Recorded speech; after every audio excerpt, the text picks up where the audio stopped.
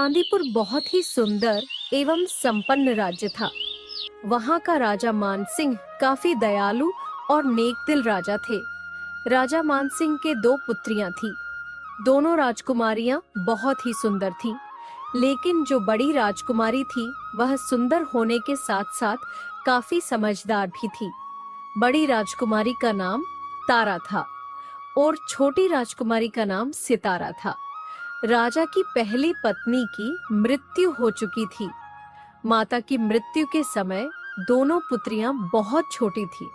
उसके बाद दोनों पुत्रियों के पालन पोषण की जिम्मेदारी राजा पर आ गई थी। राजा अपनी बेटियों को बहुत प्यार करता था। राजा अपनी दोनों राजकुमारी की बहुत अच्छे से देखभाल करता था। वह उनके लिए तरह तरह के भोजन बनवाता और अच्छे अच्छे कपड़ों का प्रबंध करता था।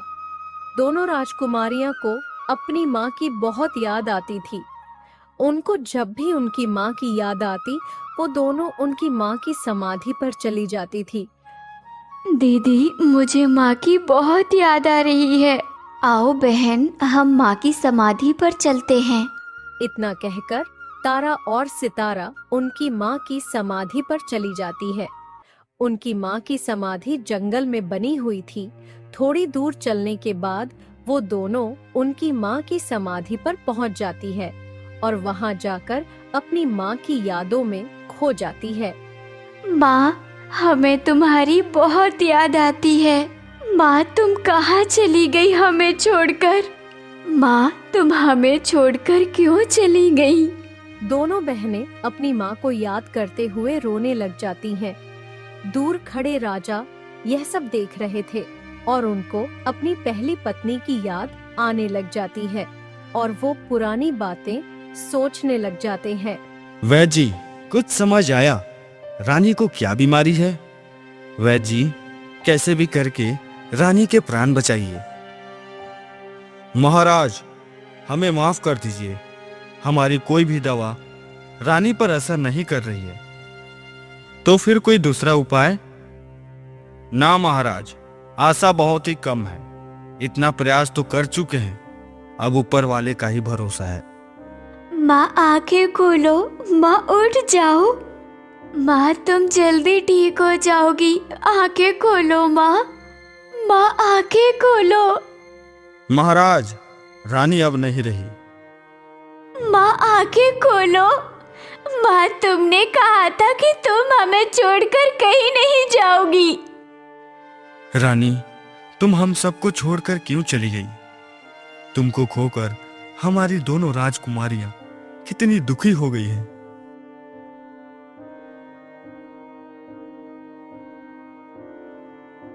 बेटा, तुम्हारी माँ हमारे पास ही है। अब महल चलो बेटा, शाम हो गई है। इतना कहकर राजा अपनी दोनों पुत्रियों को लेकर महल की ओर चले जाते हैं।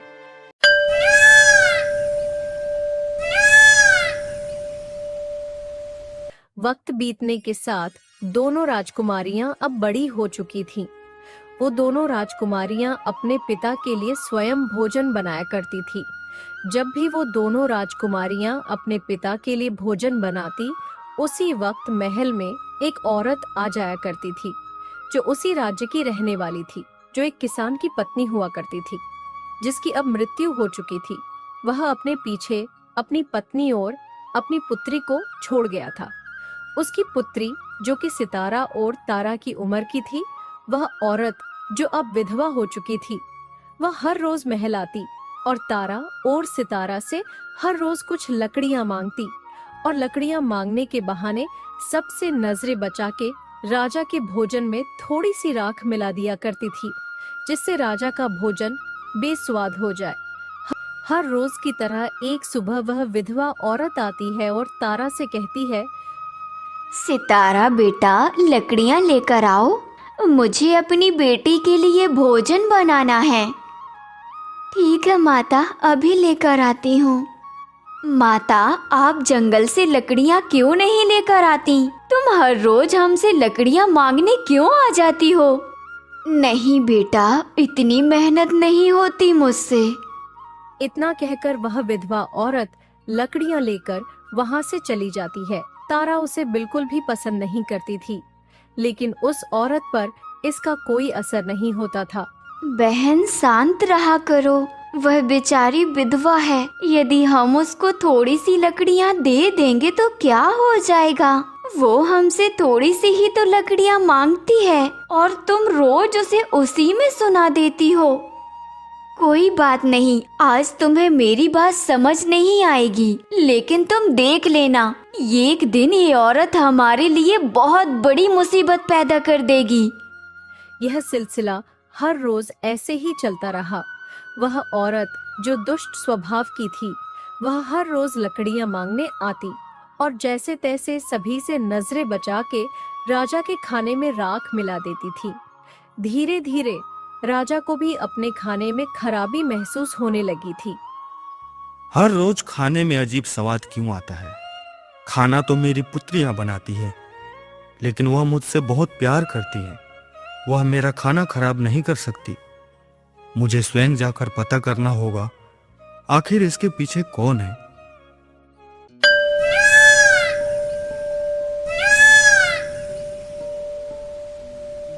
एक दिन जब तारा और सितारा खाना बना रही थी, तब राजा उन्हें छुपकर देख रहे थे। तब राजा ने देखा उनकी दोनों पुत्रियां चावल को अच्छे से धो रही थीं और बड़ी सफाई से भोजन को तैयार कर रही थीं। जब सभी प्रकार के भोजन तैयार हो गए तो राजा ने देखा तारा और सितारा ने भोजन को चूल्हे से उतारा और ढक कर रख दिया। थोड़ी देर बाद वह विधवा औरत वहां आई और उसने सितारा और तारा से कुछ लकड़ियां मांगी। सितारा ने उसे लकड़ियां लाकर दे दी और दोनों बहनें वहां से चली गई। जैसे ही तारा और सितारा वहां से चली गई, उस विधवा औरत ने सभी से नजरें बचाकर राजा के खाने में राख मिला देती है। राजा यह सब देखकर बहुत क्रोधित हो जाते हैं और तुरंत अपने राज दरबार में चले जाते हैं। सिपाहियों, जाओ उस विधवा औरत को मेरे सामने शीघ्र पेश करो। विधवा औरत को राज दरबार में लाया गया। जब राजा ने उससे इस सारी घटना के बारे में पूछा, तब विधवा औरत ने कहा, मुझे क्षमा करें महाराज, मैं तो ये खेल खेल रही थी।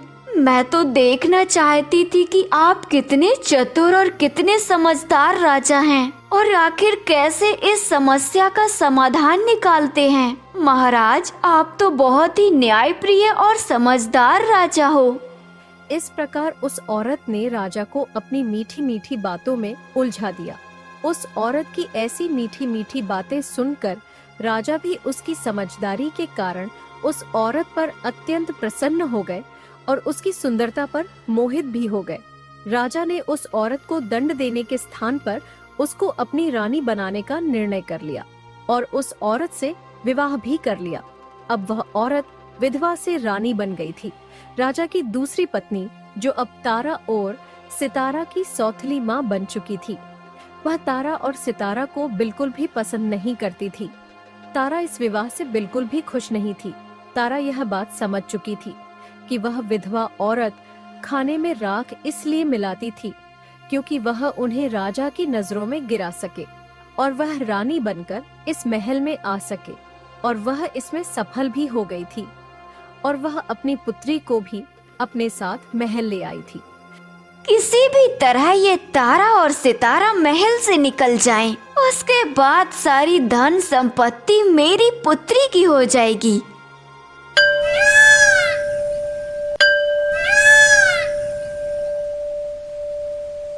किसी भी तरह ये तारा और सितारा महल से निकल जाएं, उसके बाद सारी धन संपत्ति मेरी पुत्री की हो जाएगी। नई रानी यह चाहती थी कि सारा सम्मान उसकी पुत्री को ही मिले, लेकिन राजा तारा और सितारा से अत्यधिक प्रेम करते थे। राजा अपनी पुत्री को बिल्कुल भी दुख में नहीं देख सकते थे। दूसरी तरफ नई रानी तारा और सितारा को हर वक्त दुखी करने की नई नई तरकीब सोचती रहती थी। वह उन्हें पूरा दिन कार्यों में लगाए रखती थी।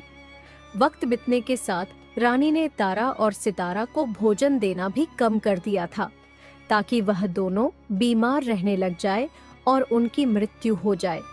सेविका, तारा और सितारा के लिए भोजन ले आओ। ठीक है महारानी।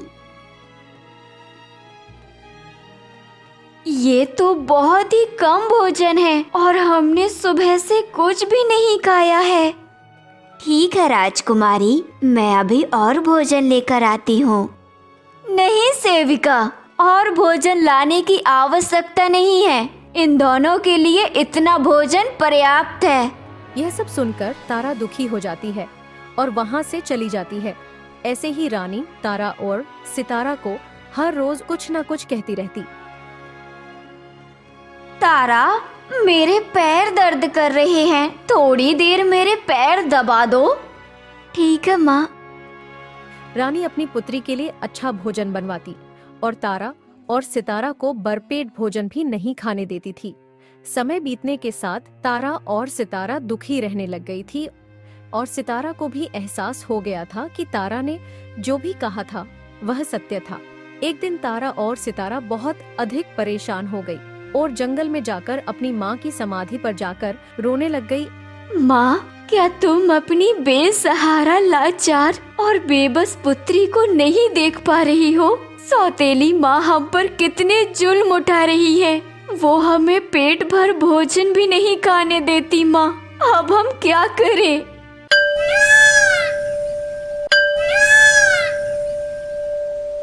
ऐसे ही दोनों बहनें हर रोज अपनी माँ की समाधि पर आती और रोने लग जाती। एक दिन जब दोनों बहनें अपनी माँ की समाधि पर जाती हैं, तभी वह देखती है कि उनकी माँ की समाधि पर एक बहुत ही सुंदर सेब का पेड़ उत्पन्न हो गया है और उस पेड़ पर बहुत ही सुंदर और ताजा सेब के फल उगे हुए हैं। अब हर रोज जब रानी उन्हें खाने के लिए पर्याप्त भोजन नहीं देती थी, तब वह दोनों अपनी माँ की समाधि पर आती और सेब के फलों को खाकर अपनी भूख शांत कर लेती थी। धीरे धीरे रानी ने उन्हें भोजन देना बिल्कुल बंद कर दिया था और वह दोनों बहनें सेब के फलों को खाकर ही जीवित रहने लगी। वह सेब का पेड़ एक अद्भुत पेड़ था। उस पेड़ से फलों को जितना अधिक तोड़ा जाता, अगले दिन उससे अधिक सुंदर और स्वादिष्ट फल लग जाते, जो तारा और सितारा के भोजन के लिए पर्याप्त होते थे।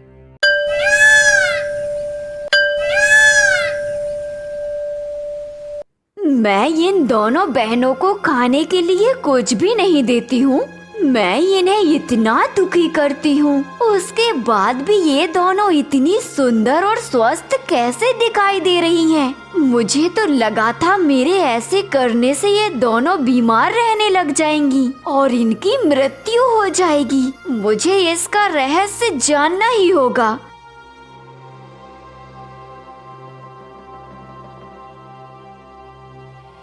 लक्ष्मी, मैं तारा और सितारा को कुछ भी खाने को नहीं देती, उसके बाद भी वो दोनों जीवित और स्वस्थ हैं। तुम जाओ और उन दोनों पर नजर रखो, आखिर इसके पीछे क्या रहस्य है।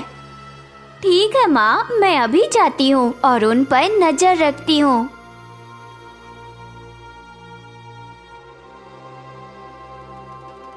लक्ष्मी तारा और सितारा का पीछा करती हुई जंगल के रास्ते निकल जाती और थोड़ी दूर चलने के बाद वह देखती है तारा और सितारा एक समाधि के पास पहुंच जाती है। उस समाधि के ऊपर एक बहुत सुंदर पेड़ उगा हुआ था। वह देखती है कि तारा सितारा पके हुए फलों को इकट्ठा कर रही है। तभी तारा की नजर लक्ष्मी पर पड़ जाती है और वह सितारा से कहती है, सितारा, यह लक्ष्मी हमारा पीछा कर रही है। चलो हम मिलकर उसे यहाँ से भगा देते हैं और इस सेब के फलों को छुपा लेते हैं, अन्यथा यह सारी बातें सौतेली माँ को बता देगी और यह हमारे लिए बहुत बड़ी परेशानी खड़ी कर सकती है। तारा, तुम इतना अधिक क्यों सोच रही हो? यह लक्ष्मी तो निर्दोष है। हमारी सौतेली माँ हमें कष्ट देती है तो इसमें इसका क्या कसूर है? ऐसा कहकर सितारा लक्ष्मी को अपने पास बुला लेती है और उसको खाने के लिए एक सेब दे देती है। लक्ष्मी सेब लेकर महल आ जाती है और अपनी माँ से कहती है, माँ, यह दोनों भूखी नहीं रहती। इनकी माँ की समाधि पर एक सेब का पेड़ उगा हुआ है। यह दोनों उस सेब के पेड़ से फल तोड़कर खाती हैं और उस पेड़ के फल भी बहुत ही अद्भुत हैं। ऐसा मीठा फल मैंने अपने जीवन में आज तक नहीं खाया। बेटी के मुख से ऐसी बात सुनकर रानी बहुत क्रोधित हो गई और मन ही मन सोचने लगी। मुझे उस सेब के पेड़ को कटवाना होगा। इतना कहकर रानी अपने कक्ष में चली गई और एक सेविका को आवाज लगाई और बोली, महाराज से कहिए कि रानी ने आपको अपने कक्ष में बुलाया है। उनसे कहना कि रानी की तबीयत ठीक नहीं है। रानी का आदेश पाकर सेविका महाराज के पास चली जाती है और महाराज को रानी की तबीयत के बारे में बताती है। रानी की खराब तबीयत के बारे में सुनकर राजा घबरा जाते हैं, क्योंकि उनकी पहली पत्नी की मृत्यु भी बीमार होने की वजह से हुई थी। राजा तुरंत रानी के कक्ष में आ जाते हैं। रानी, आपको क्या हुआ है? हम अभी वैद्य जी को बुलाते हैं। मेरे सिर पर बहुत दर्द है और ऐसा लग रहा है कि ये दर्द तो मेरी जान ले लेगा। अगर कोई मुझे इस दर्द से मुक्त कर सकता है तो वो एक सेब का पेड़ है जो आपकी पहली पत्नी की समाधि पर लगा हुआ है। रानी, आखिर एक सेब का पेड़ तुम्हारा दर्द कैसे ठीक कर सकता है? महाराज, अगर उस सेब के पेड़ की जड़, पत्ते और फल को पानी में उबालकर उससे जो जल तैयार होगा, उस जल से मेरे सिर की मालिश करने पर और मेरे द्वारा उस जल का सेवन करने पर मेरे सर का दर्द ठीक हो जाएगा। रानी की बात मानकर राजा ने कुछ सैनिकों को बुलाया और कहा, रानी की समाधि पर जो सेब का पेड़ है उसको जड़ और पत्तों समेत उखाड़ कर ले आओ। राजा का आदेश पाकर सैनिक रानी की समाधि पर चले गए और उस सेब के पेड़ को जड़ से उखाड़कर ले आए। जैसे रानी ने बताया था, ठीक उसी प्रकार राजा ने सेविका को उस पेड़ के फल, जड़ और पत्तों को जल में उबालकर उसे औषधि के रूप में तैयार करवा दिया और उस पानी से रानी के सिर की मालिश की गई और रानी को उस पानी का सेवन करवाया गया। सेवन करने के बाद रानी ने राजा से कहा, महाराज, अब मैं बिल्कुल ठीक हो गई हूँ।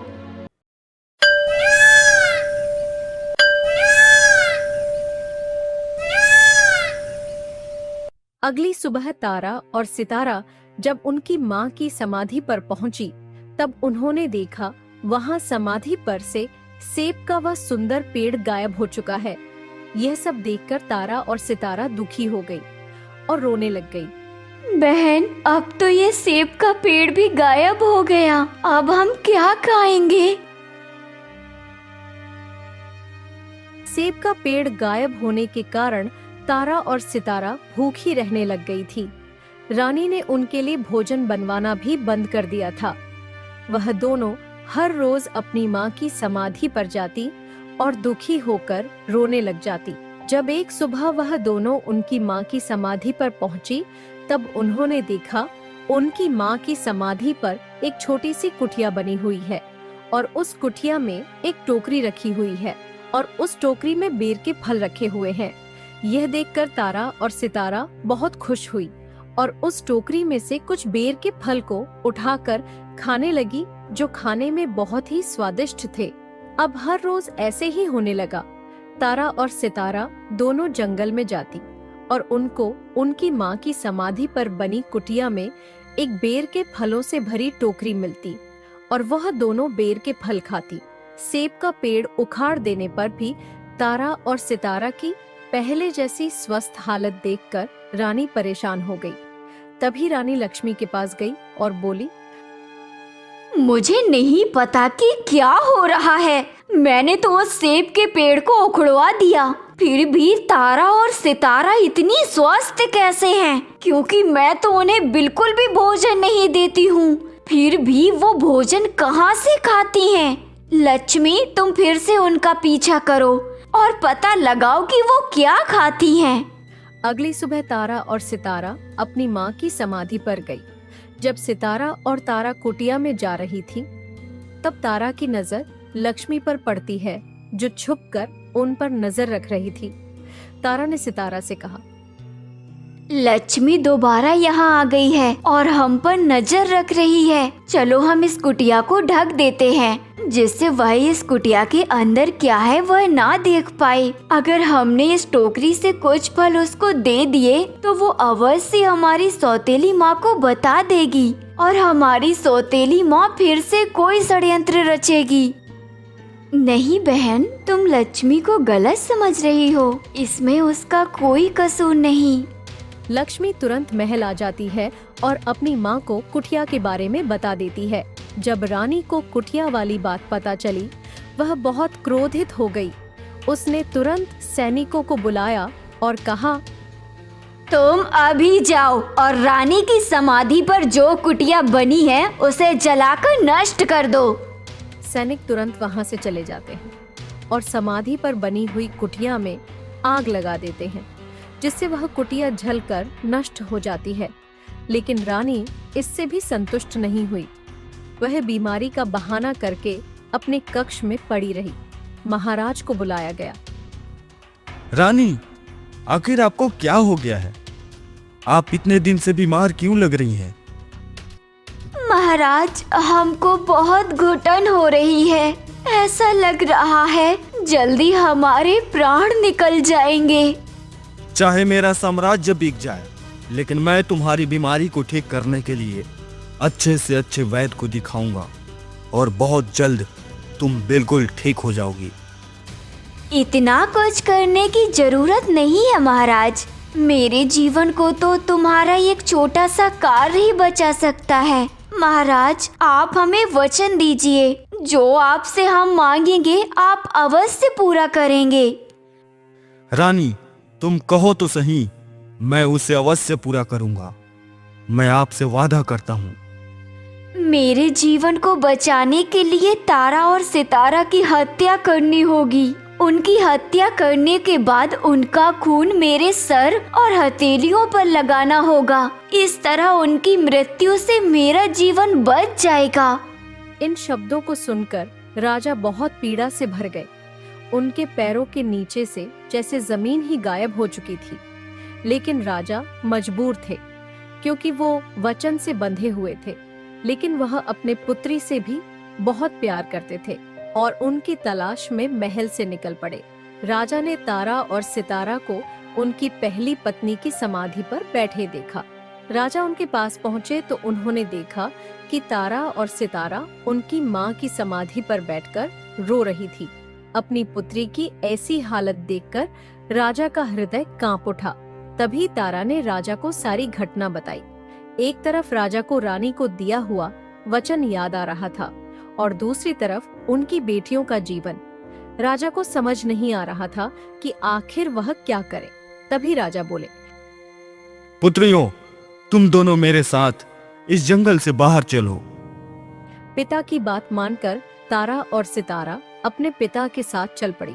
कुछ दूर जाकर राजा ने एकांत में तारा और सितारा को रानी की पूरी बात बताई और कहा, बेटा, मेरे हाथों से मरने से अच्छा है तुम दोनों इस जंगल में किसी जानवर का शिकार बनकर ही मर जाओ। तुम दोनों इस राज्य से चले जाओ, अन्यथा तुम्हारी सौतेली माँ तुम्हें मार डालेगी। सबको अपनी किस्मत का मिलता है। अगर तुम्हारी किस्मत में सुख भोगना लिखा है तो तुम्हें सुख अवश्य मिलेगा। अपने इस मजबूर पिता को माफ कर देना। हे ईश्वर, मेरी पुत्रियों की रक्षा करना। इतना कहकर राजा रोते हुए वहां से चले जाते हैं। राजा ने रास्ते के एक हिरण को मारा और उसके खून को लेकर महल आ गए और उन्होंने उस हिरण के खून को रानी के सर और हथेली पर लगा दिया। रानी ने सोचा कि राजा ने सच में उनकी दोनों पुत्री को मार दिया है। राजा उदास होकर वहां से चले गए। वहीं दूसरी तरफ राजा के चले जाने के बाद तारा और सितारा रोती रही। जब उन्होंने जंगल में जंगली जानवरों की आवाज सुनी तो वह दोनों डर गई। वह दोनों रोने और चिल्लाने लग गई। उसी जंगल में पड़ोसी राज्य के 2 राजकुमार शिकार खेलने के लिए आए हुए थे। उन दोनों में से छोटे राजकुमार को कुछ आवाज सुनाई दी। दोनों राजकुमार जंगल में उस दिशा की ओर चल पड़े जहां से किसी की रोने की आवाज आ रही थी। थोड़ी दूर चलने के पश्चात उन दोनों राजकुमार की नजर तारा और सितारा पर पड़ती है, जो बैठकर रो रही थी। उन दोनों को इस तरह विलाप करते हुए देखकर दोनों राजकुमारों को उन पर दया आ गई। तभी बड़े राजकुमार ने पूछा, तुम दोनों कौन हो और इस घने जंगल में क्या कर रही हो? तभी तारा ने अपने सारे कहानी उन दोनों राजकुमारों को सुना दी। तारा की बातों को सुनकर दोनों राजकुमारों की आंखों में आंसू आ गए। तभी बड़े राजकुमार ने कहा, हे सुंदरियों, आप दोनों हमारे महल में चलो। इतना कहकर तारा और सितारा उन दोनों राजकुमारों के साथ चली जाती है और बड़े वाले राजकुमार तारा से शादी कर लेते हैं और छोटे वाले राजकुमार सितारा से शादी कर लेते हैं। दूसरी तरफ राजा ने रानी से बात करनी बंद कर दी थी और रानी की तबीयत खराब रहने लग गई थी। रानी, ये आपके कर्मों का फल है जो आपने तारा और सितारा के साथ किया। उन दोनों पुत्रियों ने चुपचाप आपके हर जुल्म सहन किए हैं। राजा की बात सुनकर रानी को अपनी गलती का एहसास हो जाता है और वह राजा से माफी मांगती है। तभी राजा रानी को सारी बात बताते हैं। फिर वो दोनों तारा और सितारा को ढूंढने लग जाते हैं। उन्हें अपने गुप्तचर से पता लगता है कि सितारा और तारा की पड़ोसी राज्य के राजकुमारों से शादी हो गई है। वो दोनों बहुत खुश हो जाते हैं। तारा और सितारा, मेरी बेटी, मुझे माफ कर दीजिए। मैंने तुम दोनों के साथ बहुत ही बुरा व्यवहार किया है। नहीं माँ, आप माफी मत मांगिए। आपको अपनी गलती का एहसास हो गया, हमारे लिए इतना ही काफी है।